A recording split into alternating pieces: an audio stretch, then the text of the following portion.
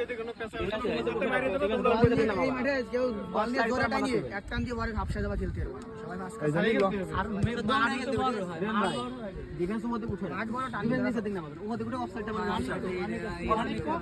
অনেক মূল খেলবে না আমরা খেলা দেখি যে উপরে যেটা একটু সরে যায় তখন এই যে হাফ ব্যাকটা থাকে সেটা তো আগে আসছে সবাই ধরে আগে সবাই শেয়ার দিতে হবে তাহলে বুঝে না সবাই একটু বুঝে খেলবে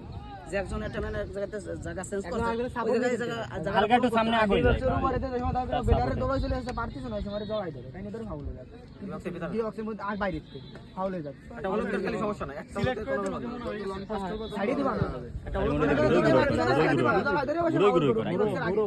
সারি মনিতে ঘুরে ঘুরে উপরে যারা থাকবা মাঝে মাঝে কিক নিবা বলে গোল হোক না হোক বাইরে